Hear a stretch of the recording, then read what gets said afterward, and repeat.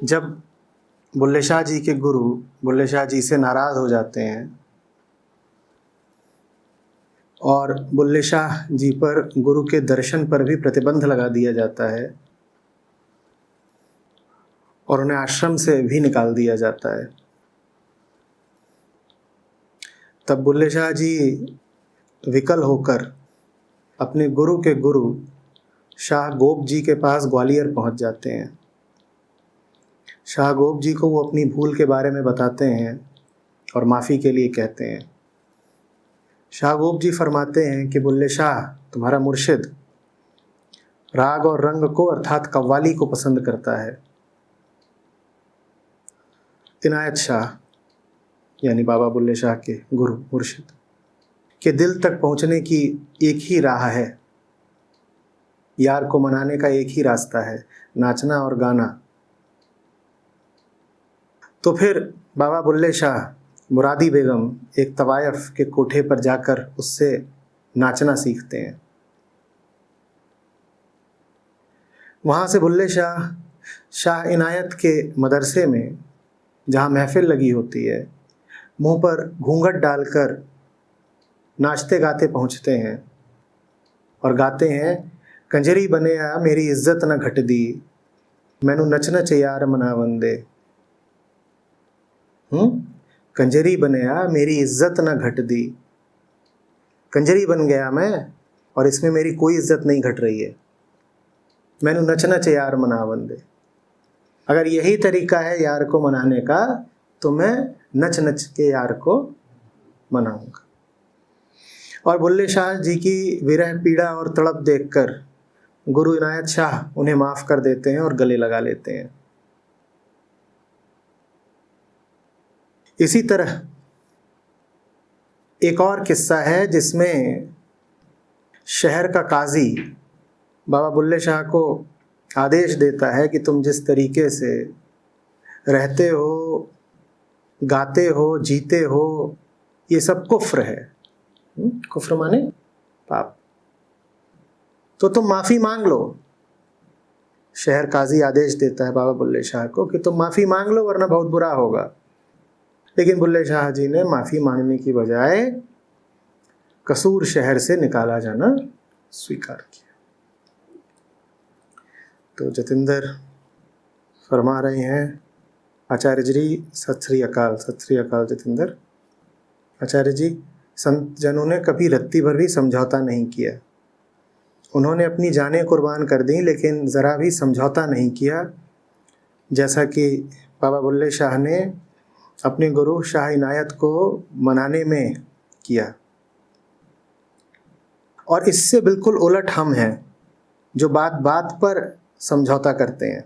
रिश्ते नाते, व्यापार, धार्मिक अनुष्ठान, सब जगह समझौते ही रह गए हैं। जिम्मेदारियां, वादे और घर के और बाहर के संतुलन को बनाए रखना है इत्यादि, इन शब्दों को हमने सत्य से भी बड़ा मान रखा है। कृपया बुल्ले शाह जी के अमर इश्क की रोशनी में समझौते की वृत्ति पर कुछ कहने की अनुकंपा करें। वृत्ति तो जतिंदर समझौते की ही होती है, समझौते की वृत्ति नहीं होती। तुम कह सकते हो कि अहम वृत्ति का दूसरा नाम ही समझौता है, और वो समझौता सदा किससे करना चाहती है, किस शर्त पर करना चाहती है, किस बुनियाद पर करना चाहती है, समझ लो। इस समझौते में समझ जरा भी नहीं होती है। इसका नाम भर है समझौता, इसमें समझ जरा भी नहीं है। इसमें आदान प्रदान है, वो भी ऐसा जिसमें दोनों ही पक्षों का नुकसान है। ऐसा भी होता कि तुम लेन देन कर रहे थे जिसमें तुम्हारा भले नुकसान हो पर दूसरे का फायदा हो, तो भी कोई हर्ज नहीं। पर अहम वृत्ति जो लेन देन करती है उसमें तुम्हारा भी नुकसान होता है और दूसरे का भी नुकसान होता है। दोनों का नुकसान इसलिए होता है क्योंकि दोनों ही पक्ष समझौता एक ही दृष्टि से कर रहे होते हैं। दोनों ही सोच रहे होते हैं कि थोड़ा दे करके ज्यादा मिल जाएगा, अंश दे करके पूर्ण मिल जाएगा। अरे ऐसा होता नहीं। तुम भी यही सोच रहे हो और दूसरा पक्ष भी यही सोच रहा है, और इसी बात पर एग्रीमेंट है, समझौता है, और वो समझौता दोनों ही तरफ से विफल होता है।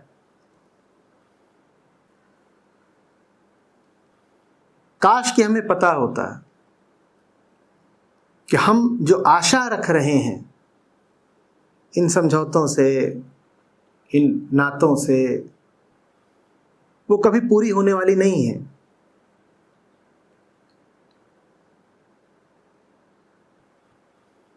तो हम इस तरीके के रिश्ते, संबंध, समझौते करते ही नहीं।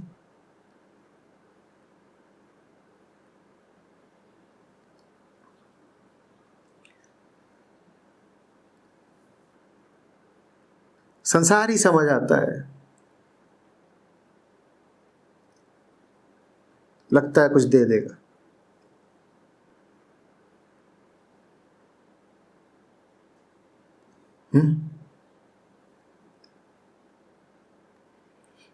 झुक जाओ, बहुत कुछ मिल जाएगा।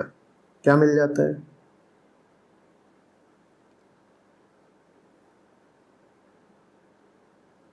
मिल रहा होता तो झुकने में क्या बुराई थी? झुकना छोड़ दो, तुम दोहरे हो लेते। दोहरा होना छोड़ दो, तुम दंडवत लेट जाते। दंडवत लेट जाना भी छोड़ दो, तुम गड्ढा करके उसी में घुस जाओ। तुम इतना झुक जाओ, तुम इतना नीचे हो जाओ, तो भी कोई बुराई नहीं, अगर वो सब करके तुम्हें वो मिल रहा हो जिसकी तुम्हें तलाश है। न तुम्हें मिलता है, न उसको मिलता है जिसके साथ तुम नाता बनाते हो। बस झूठी आस।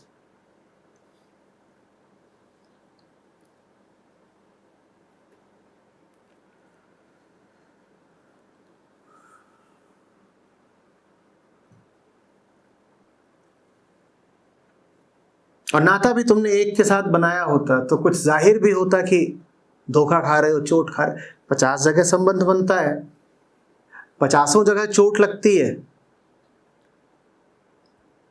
50 जगह धोखा होता है। तो भीतर से ये विवेक भी खत्म हो जाता है शनय शनय कि धोखा कहते किसको है।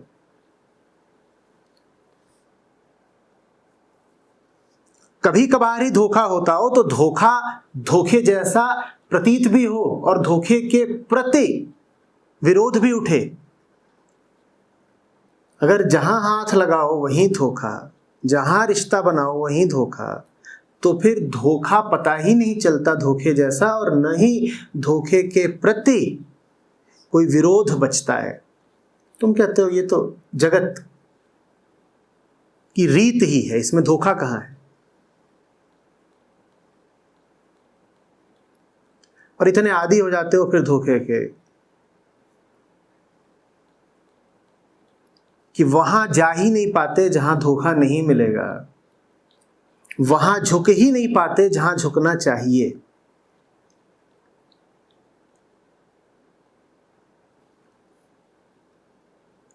जिसने धोखा ही धोखा खाया हो, अगर वो ऐसी जगह पहुंच जाए जहां धोखा नहीं हो रहा हो तो कहेगा बड़ा धोखा हुआ। तो गड़बड़ हो गई बात।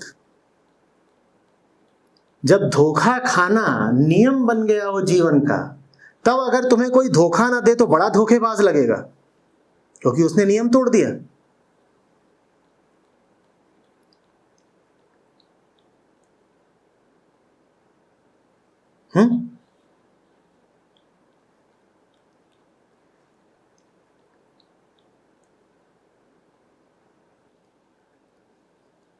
अटपटा लगता है।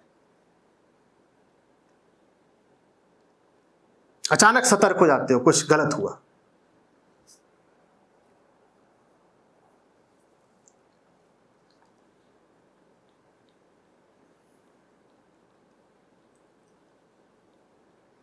हॉस्टल में रहता था तो मेरा जो रूममेट था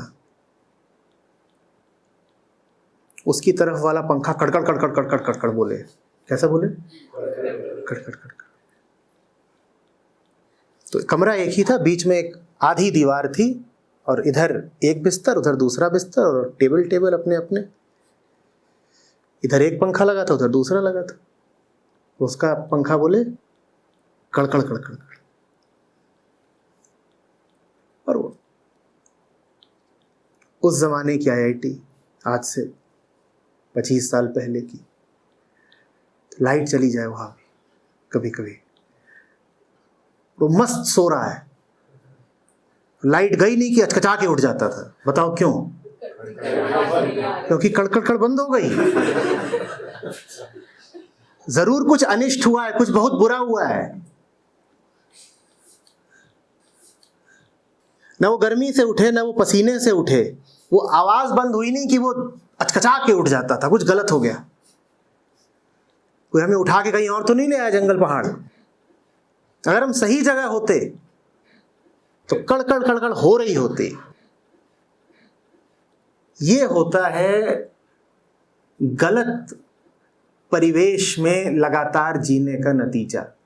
तुम्हारे साथ अगर कुछ सही हो जाता है तो तुम चौंक उठते हो, डर जाते हो। इतना ही नहीं, तुम हो सकता है विरोध करो बहुत ज्यादा।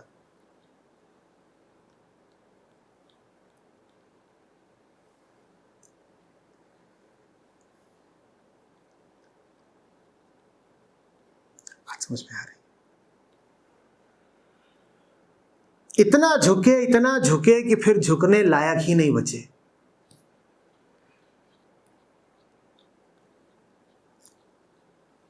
जमाने भर के सामने झुकते रहे, इतना झुके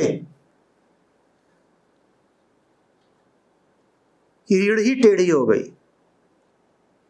अब परमात्मा भी सामने आ जाए तो झुकोगे कैसे?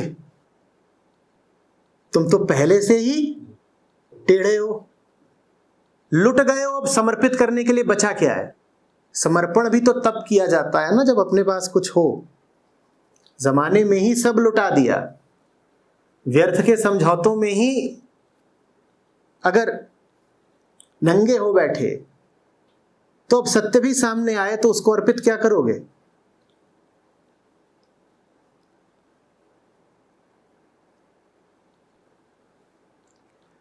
बाबा बुल्ले शाह के काव्य में एक धार है, ऐसा लगता है जैसे लोहा खनक रहा हो।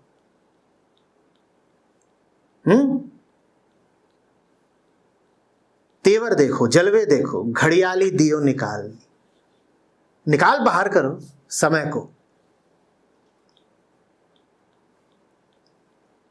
जिनके पास ये खनक है वही फिर झुक भी सकते हैं। जिनके पास विरोध करने की इतनी क्षमता है वही फिर डट के कह भी सकते हैं कि जो करना है वो करेंगे। जैसे और जिस जोश और जिस ठसक के साथ वो कहते हैं कि घड़ियाली दियो निकालनी, उसी के साथ कहते हैं मैं रुठा यार मनावांगी। दोनों में ही संकल्प है, दोनों ही बातों में एक जान है। घड़ियाली का मतलब समझते हो? वो जो समय रखता है, टाइम कीपर। उससे आशय है वो सब कुछ जो समय अपने साथ लेकर के आता है, अर्थात पूरा संसार। जो पूरे संसार को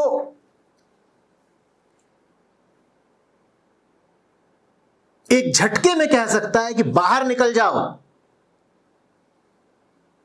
आज पिया घर आया है, तुम लोग यहां क्या कर रहे हो, सब बाहर निकलो। वही फिर उतने ही ठसक और संकल्प के साथ कह सकता है कि एक टूना चंबा गावांगी, मैं रूठा यार मनावांगी।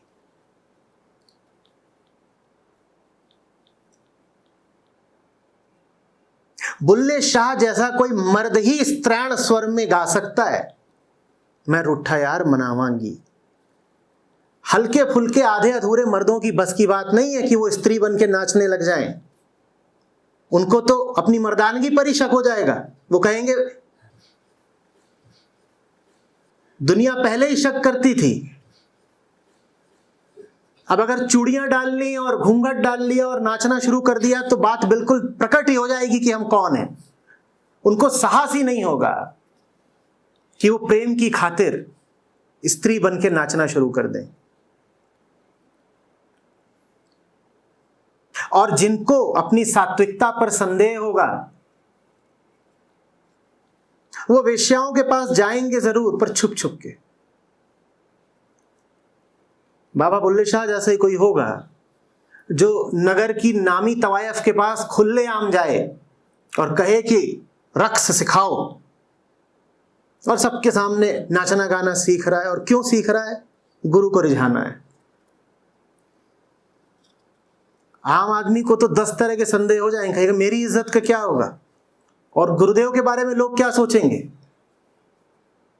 कि कोई गुरु तब प्रसन्न होता है जब उसे वेद सुनाओ, उपनिषद सुनाओ। कोई गुरु तब प्रसन्न होता है जब उसे भजन सुनाओ।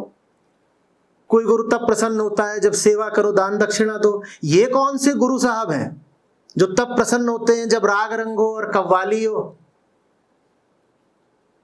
पर नहीं,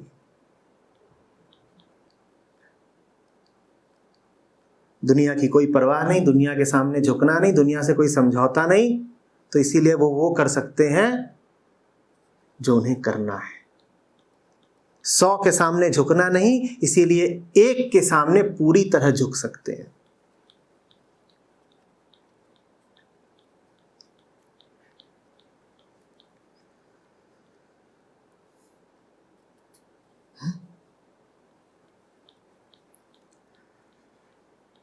लोग पूछते हैं आचार्य जी पता कैसे चले कि हम सत्य को समर्पित हैं कि नहीं? मैं तो छोड़ो सत्य की बात ही, तुम ये देख लो कि अपने निजी जीवन में 50 को समर्पित हो कि नहीं हो। जो 50 को समर्पित है वो सत्य को समर्पित हो ही नहीं सकता। सत्य न इडली है, न डोसा है, न खेल है, न खिलौना है,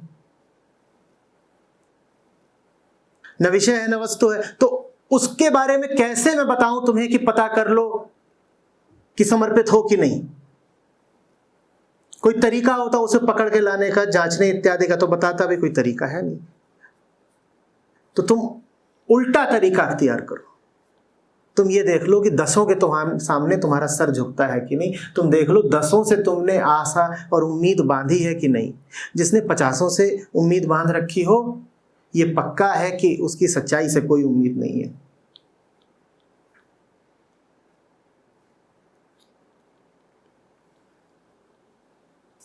आचार्य जी कैसे पता करें कि हम सत्यनिष्ठ हैं कि नहीं? देख लो कि तुम पर दुनिया का असर कितना पड़ता है। असर तुम पे पूरा पड़ना चाहिए। देखो बुल्ले शाह का दिल कैसे टूट गया, गुरु ने आश्रम से निकाल दिया, गुरु ने आश्रम से निकाल दिया, दिल बिल्कुल टूट गया। गए ग्वालियर, गिरते तड़पते, वहां गुरु को पकड़ लिया कि अरे बताइए वो आश्रम से निकाल दिए, वापस जाना है, क्या करें? तो उन्होंने जो तरीका बताया वो भी अद्भुत। बोल रहे हैं जाओ नाचना सीखो। बुल्ले शाह लंबी कद काठी के पंजाबी,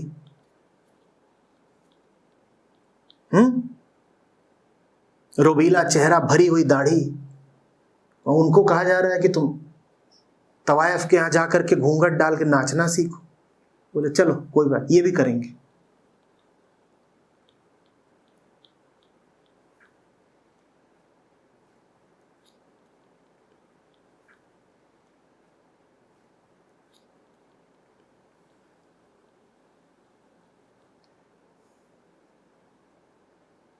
पता होना चाहिए कि क्या असली है।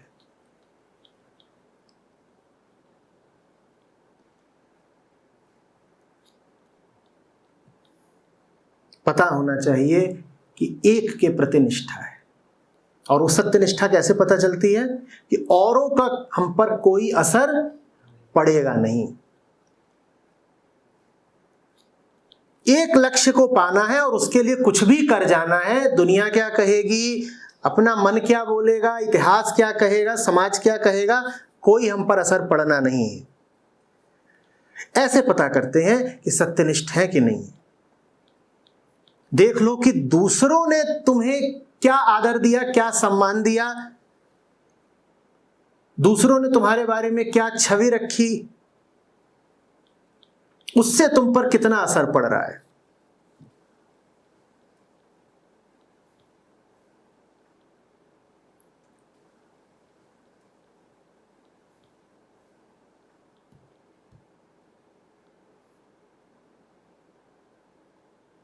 दूसरे आप बोल दे तुम बोल दे, इसी में फंस गए तो फिर तो गुरु के पास पहुंच चुके।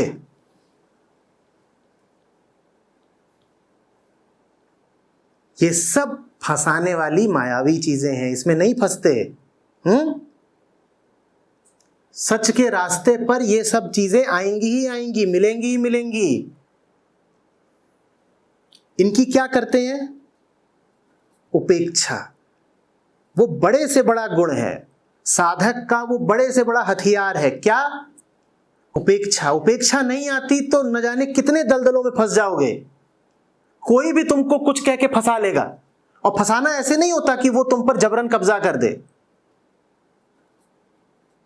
एक छोटे से छोटा आदमी भी तुम पर हावी हो सकता है। सड़क पर चले जा रहे हो, यूं ही कोई चला जा रहा है ऐसे ही कोई, और उसने कह दिया ये देख लो ये 2 टके के हैं, और इस बात को तुम आधे दिन तक मन में लेकर घूमते रहे।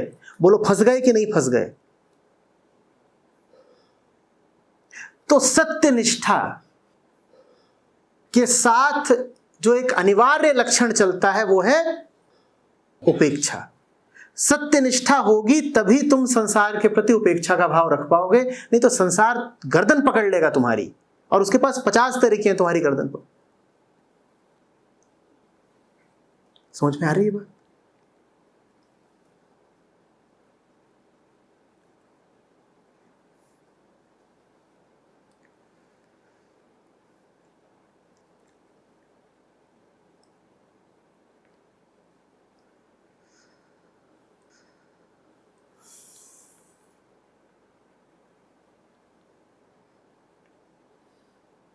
कैसे पता करें किसकी उपेक्षा करनी है किसकी नहीं? जितना अभी तुम्हें समझ में आ रहा है उतना करो बस। अभी जितनी भी तुम्हारी चेतना की सामर्थ्य है उसमें भी तुम्हें इतना तो पता है कि कुछ यहां है तो कुछ यहां है।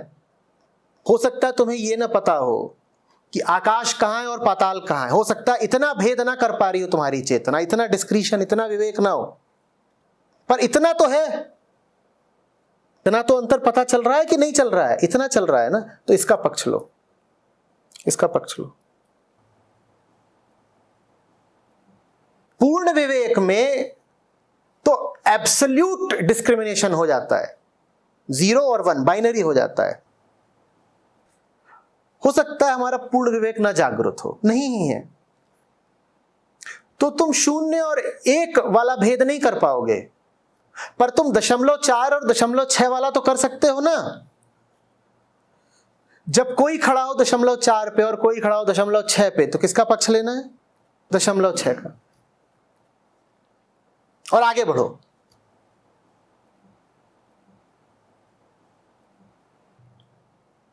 अगर सही का पक्ष लिया है तो पाओगे कि जो 0.6 0.7 हो गया, और 0.4 वाला 0.3 हो गया। तुम्हारे लिए भेद करना और आसान हो गया। और अगर गलत निर्णय हो गया है तो निर्णय को पलट दो भाई। अहंकार कैसा आदमी है, गलत निर्णय कर सकता है, कर दिया गलत निर्णय, दिख रहा है कि गलत पक्ष पे आके खड़े हो गए, तो बात को पलट दो। पर यह ना कहो कि सब एक बराबर हैं। जो जरा भी ऊंचा दिख रहा है, और ऊंचे से क्या आशय मेरा है, जो सत्य की तरफ का वो ऊंचा, जो जरा भी ऊंचा दिख रहा है, सक्रिय होकर उसके समर्थन में खड़े हो जाओ, सक्रिय होकर उसके पक्षपाती बन जाओ। ये ना कहो कि अभी हमें क्या पता क्या सही क्या गलत, हम तो गुमराह बंदे हैं, कुछ कभी ठीक लगता है कभी कुछ और ठीक लगता है। अरे बाबा, तुम्हें जब जो ठीक लगता हो तब उस पर अमल तो करो, कल कुछ और ठीक लगे तो उस पर अमल कर लेना, पर आज जो भी कुछ ठीक लगता है उस पर चलो तो, नहीं तो बड़ा भद्दा इल्जाम लगेगा तुम पर, पाखंड का, हिपोक्रेसी।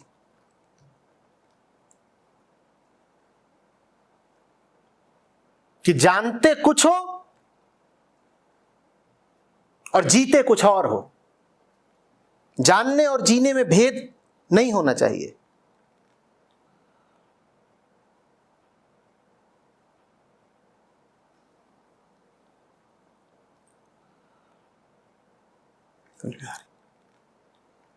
और फिर इसी तरीके से निर्णय करते करते एक दिन वो आता है जब तुम बस एक के हो जाते हो और बाकी सबको पीछे छोड़ आते हो। ये विधि है। पहले 0.6, 0.4 को पीछे छोड़ेगा और फिर आगे बढ़ते बढ़ते वो पूरे संसार को पीछे छोड़ेगा। फिर सब पीछे छूट जाता है। तुम कहते हो जान गए, क्या ठीक है, बस उसी के साथ रहना है, उसी की तरफ बढ़ते रहना है और परवाह ज्यादा करनी नहीं है।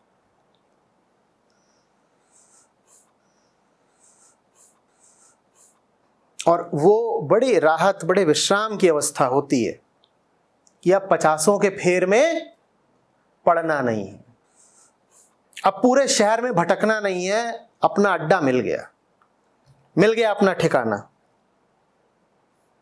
नहीं तो ये कितने कष्ट की बात है कि अगर तुमको प्रतिदिन पूरे शहर में, पूरे विश्व में भटकना पड़े अपना ठिकाना तलाशने को। है कि नहीं वो कष्ट की बात?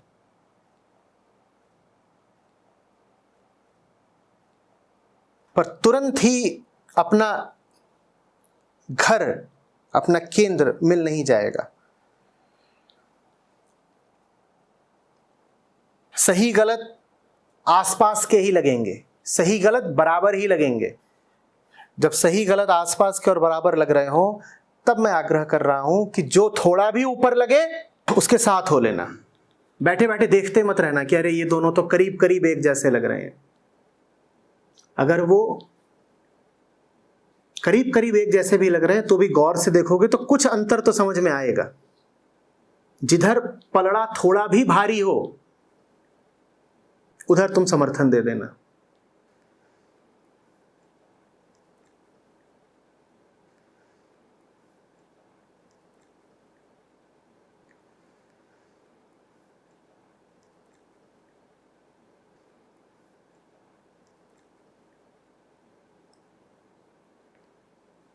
जिंदगी छोटी है, वेट एंड वॉच बहुत समय तक नहीं चल सकता। किसी ने कहा in the long run we are all dead. तो ये ना कहो कि अभी तो हम सिर्फ देखते रहेंगे और निर्णय बाद में होगा। बाद में तो हम सब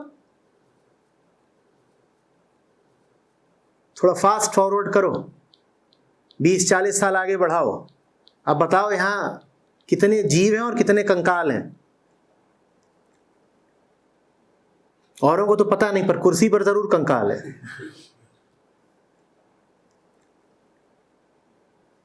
तो क्या बात करते हो भविष्य की और लॉन्ग रन की? क्या कहते हो कि अभी जरा गो स्लो? ये गो स्लो क्या होता है? कितना समय है तुम्हारे पास कि गो स्लो? किसकी सुरक्षा कर रहे हो? उसकी जिसे चिता पर ही चढ़ना है।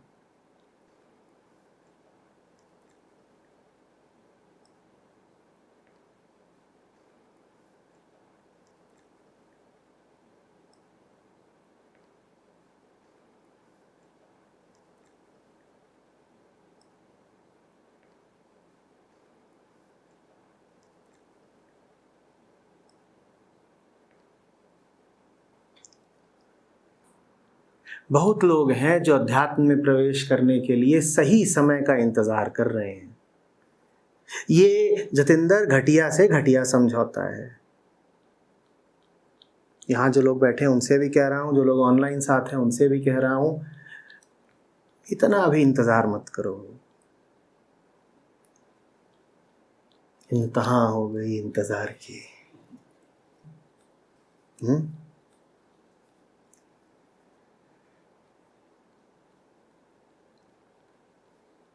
सब कह रहे हैं कि अभी जब सही मौका आएगा तब जिंदगी जानते हो कैसी है?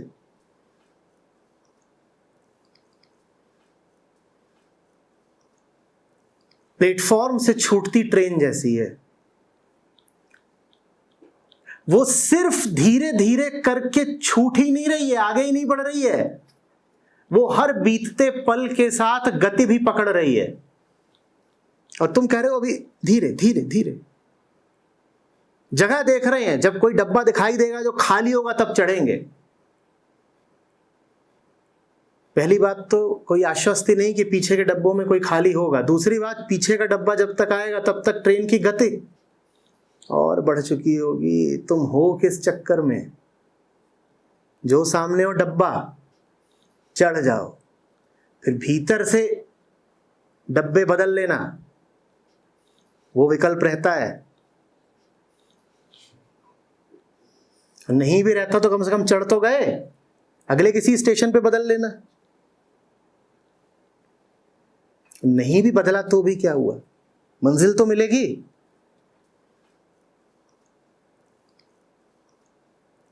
और कई धुरंधर देखे हैं ऐसे,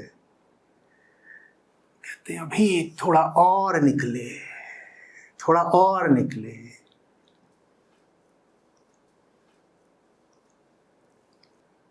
कैसा लगता है वो जो आखिरी गार्ड वाले डब्बे के पीछे लाल बत्ती जल रही होती है, उसको देखना। तुम दौड़ रहे हो और कुल तुम्हें क्या दिखाई दे रहा है? वो लाल बत्ती छूटती हुई ट्रेन की। और तुम दौड़ रहे हो, लेकिन जितनी भी तेज तुम दौड़ सकते हो ट्रेन उससे ज्यादा ही तेज जा रही है। कैसा लगता है?